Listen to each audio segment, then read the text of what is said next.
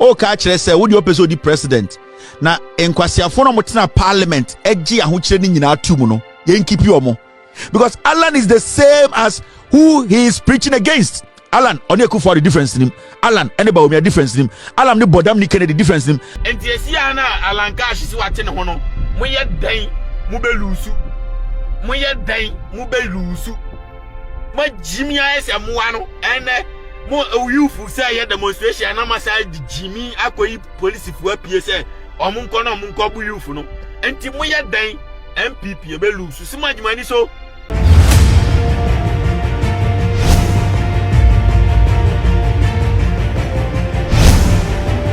Just organization, they kill, they smile. They have been doing it for years. They don't respect the constitution. Into the Alan it's forget, it's comedy, it's nothing. He's supposed to do it because party no, party no, that is what is pushing them to do what they are doing. Sometimes you ask yourself, why are they doing this? Can they see this a mistake? It is not them. It is the crime they have committed. It is almost started party no, the curse that has followed their forefathers. It has followed them to end the aha. So what they are doing, they wish they could stop. They can't. The party is going to go into opposition for a long time. NPP go, unless you don't want to be honest, you don't want to accept. NPP, me catch them say, by November 7th, this year, by November 7th, now the soul of the party is dead. By the end of this year, na MPP egu totally, and they are going to go into opposition. As when we for 5-6 years ago, they should look into themselves, do some self-reflection, and come back to me save party. But where it has got into party no egu, atonsium, adrega, ajonkolize it is at the edge of jonkolization. Just say adregu, the jonkolization, the bro no, ajonkolize it to the point you cannot fix it. They need new breed of people that will take them about 28 years to get those breeds to come for Ghanaians to even listen before they take a decision on them. They need some new breeds. It will take about 28 years, and those new ones, when they come, it is going to also take another 4, 6, 8 years for Ghanaians to listen and say, okay, and no crampono, it will take time.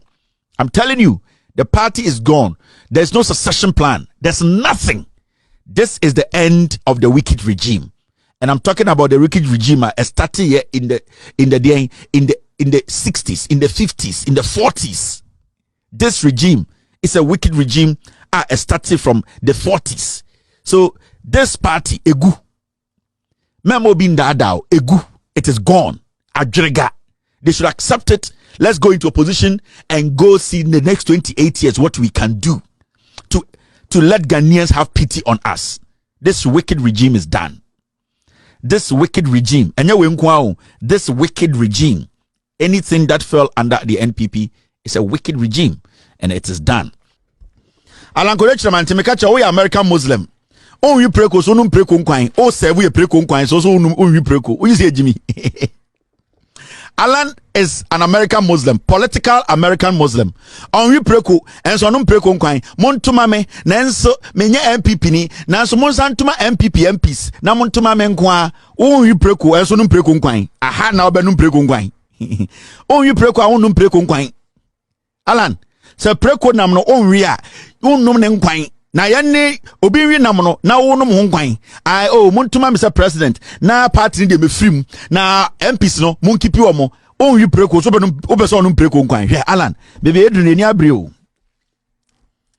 Alan onwi preko na so no nkwan ne ka ho ko bisa Mr. Article onwi preko into no preko ade bi onpe. Uko Mr. Article, when I went to visit Mr. Article New York, that time Mr. Article oyechiriwia. Mr. Article minimum so yechiriwia ntina commit dem enso man kase commit dem. Every say bia mkoye aduane no na Mr. T dia ebetuma say chiriwia no. Ntimi twan ya ma Mr. Article break chiriwia na yedidi ye. Ntimi nko Mr. Article ho abra oyechiriwia abobe 330 mu ayedin no. Mr. Article onkope eyibi mame eyi jollof bi. Na so be so say chiriwia no. Wo alanko de chiremantin onwi preko enso be so no preko nkwan. Yeah. Aha na be no preko nkwan hwinim. Yen chechirem. All right, now the NPP, JJ Rawlings Kaye, almost say ba in different names and different forms and different characters. And I'm about it is dangerous for any young Ghanaian. The youth, Entina Meya Sadewe, young Ghanaians, Entina Meya Sadewe. I would like to give credit to Kofi Achen-Wilson. In fact, majority of our editorial today, he basically wrote about it and published it on Ghana Web. I'm giving credit to him. He wrote this article in 2021. Tremantin is the most confused politician in the history of this country. Yatna Krumha infianson eko infian watchi. When your opportunity to let Ghanaians know your intentions to run. Nipa na onyo omo ebu man bedru ha na say no. O ka kire say wo di opeso di president. Na enkwasiafo no motena parliament eji ahokyere ni nyina atum no. Yen keep omo. Na yenya wonko awo president. Na won ne sa enkwasiafo no meye adwuma. Brofo ka nyina na ase no. O say mon keep MPs no parliament. Na medie montuma me mayor president. Na mebusa lanko ye chamantin o. Wana mo na de ahokyere ne beto yeso. Alan is confused. Enya no party ni yabo party ni dua. Ba omi kasa no busa say we tunkusa ODB. Asema Alan ka che nyina ne say MPs no motena parliament yeah. Me di e-levy, me di taxes ni nyina begu yeso no. Montuma omo. Na mo make sure say ba president amontuma me. Also gina o ka kire say MPP no a political party no a party a Jimmy phone the wom a tutura phone the wom omo nka no kre omo say Ghana into one kasa na dia na wo ka kire ye. What is your end game? This is a dirty statement. It is a dirty statement. The statement at the end of the day no asabe baro abibare MPP no because me ka kire walanko jo chiremantin be ifodua ne na odon satum no ube dia kopi so bewu no option. And then as Amijemfika no, Alan Tremantin is not an alternative to anybody because Alan is the same as who he is preaching against. Alan only for the difference in him. Alan anybody a difference in him. Alan ni Bodam ni Kennedy difference in him. Alan ni MPP no. He is even saying say his resignation will not destroy the party. Had you be done it him? Or no option every party no. It will not. Alan Tremantin still is willing to work with the same criminals he's speaking against today because he is still creating opportunities and windows to give them signals to say, I will come back to you people and work with you. That's why he's telling us into a square one. They are playing with the minds of the people.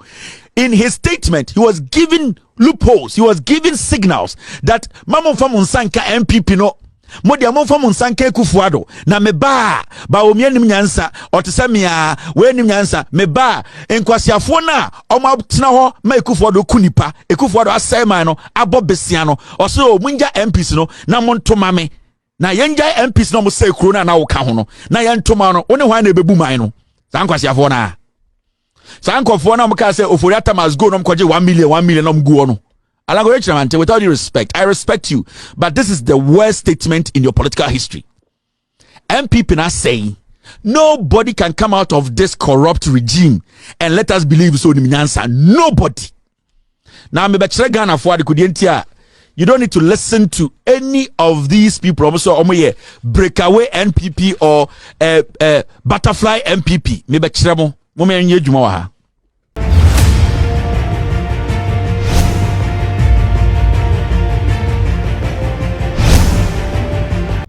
But information I made rich money says you see Alan Cash while resigning free MPP. I put for this why you any so MPP agu no. What's ya? Me got yours as anti form in Yagro nam most my communists can say o me support to den. O me support to Ibo mi waji musical the free. What's ya what in the party? You see us what in the party? Now no akufuado you know MPP no fa omo dia chew o dia santifo be di agro me ka che say wo ba no kwasea omo ka che o say Alan Cash na omo dia de na ema no e na wo be su kire omo say we dia de na chi ache too much e na omo say okay say na te dia wo dia ye de ma ye de ma wie na wo kwa fa omo de ma omo Alan Cash enya fe na wo ma kuto afie mo kwa akojiji omo sika akojiji Canada Japan sika ebe dada omuse omuma me contest na ji omusika di at the end of the day we are the koma ayiba omia esa santini ontwe santini empese sirem ni bedi ne so da tie dia meka kire on asantini eda so hu se siremni ya akwa oda so hu ni se bunu ni ya akwa oda so hu ni se tribe bia eden ya akwa tie dia me kire on asantini entisa enti muma ayi alankashi sikasa dian asantefo no bekọ akotata no amuate ne party mebeka we nyina akire o se sia no MPP na no ani Ashanti region ma chimi amunim nyansa no mu meka bibia akire ma muntie no MPP na no ani de Ashanti region enti esia na alankashi si wate ne ho no moye dan mu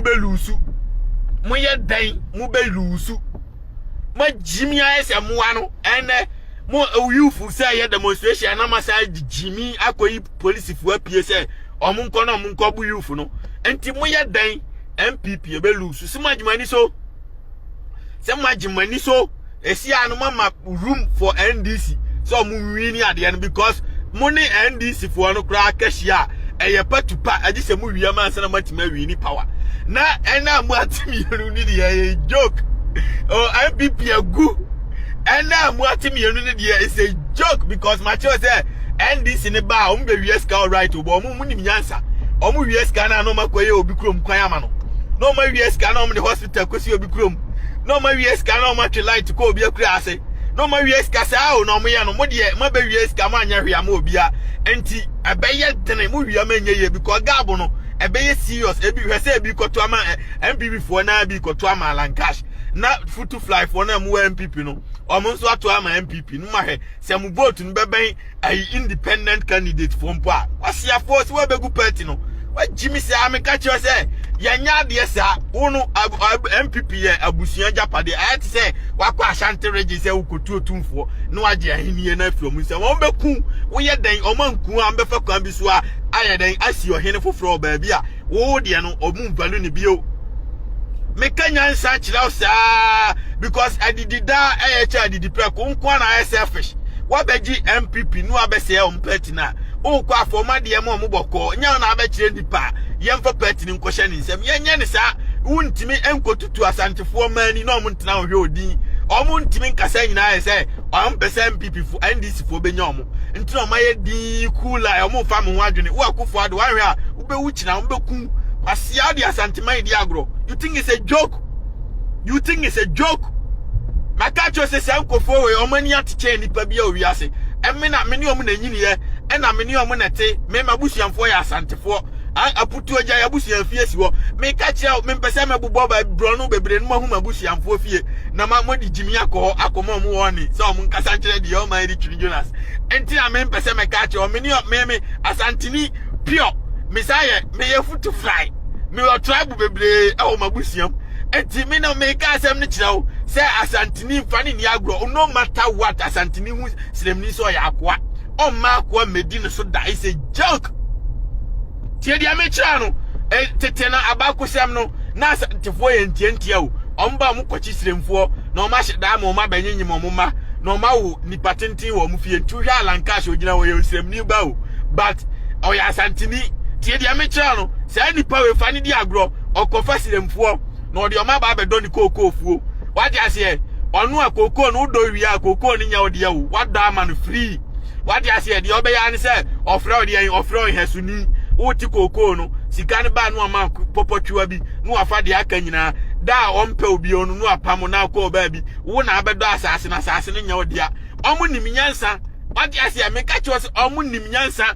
nipa oni kurom otimi to asase mawo na asase no wasa afre ni nuam ka chenze kwase na amato asase ama no ko ka chenze asase ni nya odia enya media me bewia pipes na mfa akire to ma omu buo o ma plane na o ma baji unim nipa dodo Asante region o ma to asase ya je afro mu nsam obi kura sifie no asiso abonchense tim ni ya bebu fie na to agu na ya foolish case odi Asante ni di agro wajimi me ka kire wo pese onyini cha emfa Asante ni agro ene won se party no ase no and the one we say party no ase because MPP mo bra o voter region and no mo bra o northern region and no mo bra o Bruna half o mo bra o east o mo bra o baby ya Asantefo party enti di ade na mo ko tra election time mu ko kan dia asem na akire Ghana ni so meto abama mu asantini na ebeto ama MPP ni nipa na afani dia ni mu no nkoto man no why the Jimmy akoto ne bani ama akote ne ho a why na ekoto abama MPP magu party ne kwasiafo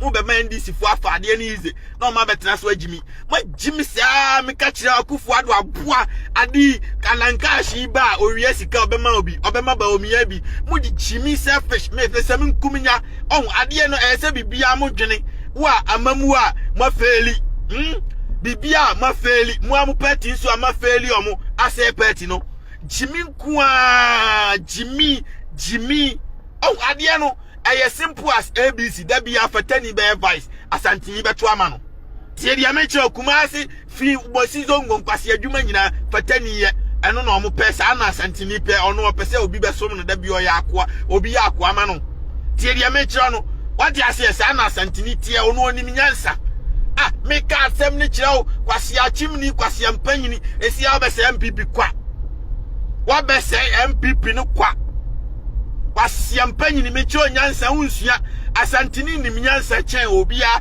wa hu sese asantini nim nyansa wa feli obi o matimi akonkran akwaje nkran sa ase ama nkran fo ye landguard the land owners is the gondaimen they asanti nkran na ntwie sa nipa no hu na suro no aboa nkran hene yesi oda barandam asantini eda diaimu eda daimu nkran asantini na ye landlord an ga manche bisa se na ni fie wo hen wo Islegon anya despite mu na Islegon ya omudia omfiri hene bai omfiri Asante region aden ma Jimmy sa and cry me see despite mu the only Islegon buildings ni nyina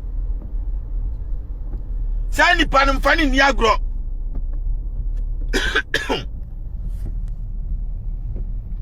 Akufo Addo unche owiase o dia woye no unche owiase nyo bia na betimi ni mafa akwa no so